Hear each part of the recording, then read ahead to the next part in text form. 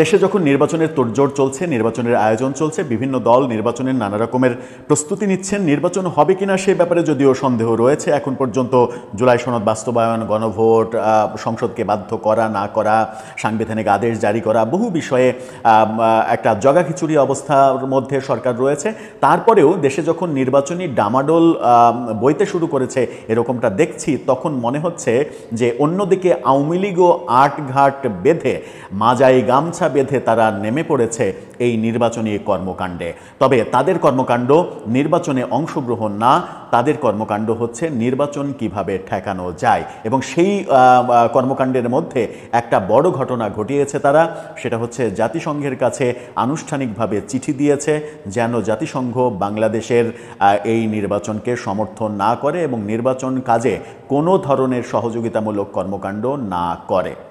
আওয়ামী লীগ যখন এই চিঠি দিল, তখন জাতিসংঘ কি এই চিঠিকে গুরুত্ব দেবে, পাত্তা দেবে, নাকি পাত্তা না দিয়ে উড়িয়ে দেবে? জাতিসংঘের অবস্থান এর আগে আমরা বিভিন্ন সময় বিভিন্ন রকমের অবস্থান দেখেছি।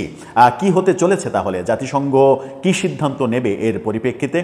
পত্রিকায় বা কি বলছে জাতিসংঘ এই চিঠির ব্যাপারে কি বলছে, একটু চলুন জেনে দেখছিলাম। নির্বাচনী ডামাডোল বাংলাদেশে যখন চলছে, তখন আওয়ামী লীগ এই নির্বাচন বয়কট করার সিদ্ধান্তই বোধহয় নিয়ে ফেলেছে, যেটা এর আগে একটা ভিডিওতে একদিন আগেই, গতকালকেই আমরা বলেছিলাম যে নির্বাচনীর বিভিন্ন দল যখন মনোনয়ন দিচ্ছে তখন আওয়ামী লীগ কী করবে। হ্যাঁ, গতকালকেই আমরা একটা ভিডিওতে বলেছিলাম যে আওয়ামী লীগের প্রস্তুতি কেমন। সেখানে আমরা বিভিন্ন মানে তথ্য উপাত্ত বিশ্লেষণ করে বলার চেষ্টা করেছিলাম যে আওয়ামী লীগ মূলত তাদেরকে শেষ মুহূর্তে যদি নির্বাচনে অংশগ্রহণ করতে দেওয়ার সুযোগ মানে অবিশ্বাস্যভাবে দেওয়াও হয়, তবুও তারা নির্বাচন বয়কট করবে এবং নির্বাচন ঠেকানোর এক ধরনের চেষ্টা করবে।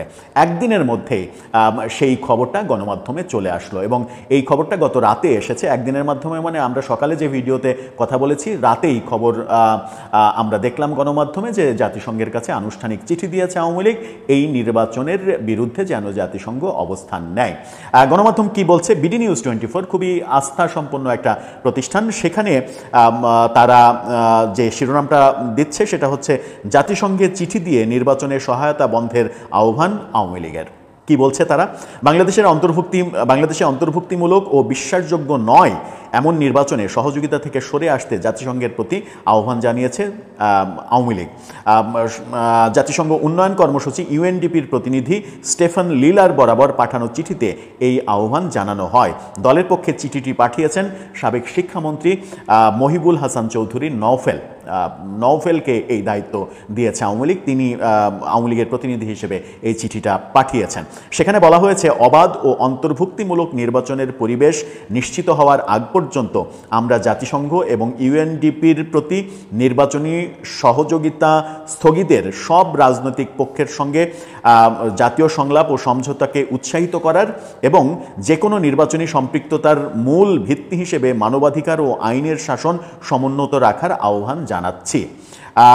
বাংলাদেশে ইউএনডিপির নির্বাচনী সহযোগিতা এবং জাতিসংঘ সনদের নিরপেক্ষতা, রাজনৈতিক অন্তর্ভুক্তি এবং মৌলিক অধিকারের মূলনীতি লঙ্ঘনের বিষয়ে উদ্বেগ চিঠিতে শীর্ষক চিঠিতে বলা হয়, বাংলাদেশে ইউএনডিপির নির্বাচনী সহযোগিতা, ব্যালট প্রজেক্ট এবং আসন্ন নির্বাচনের বিষয়ে সংস্থার প্রাতিষ্ঠানিক সহায়তার বিষয়ে আমরা গুরুতর উদ্বেগ প্রকাশ করছি।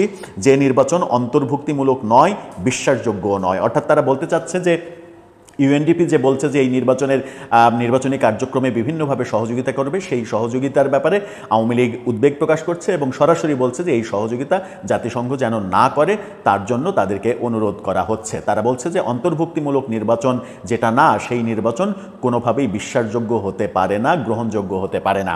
কিন্তু এখানেই যে বিতর্কটা উঠছে সেটা হচ্ছে যে আওয়ামী লীগের সময়ও 2008 সালে নিরপেক্ষ নির্বাচনের মাধ্যমে ক্ষমতায় আসা আওয়ামী লীগের 2014, 18, 24 নির্বাচন নিয়েও কিন্তু বিতর্ক রয়েছে।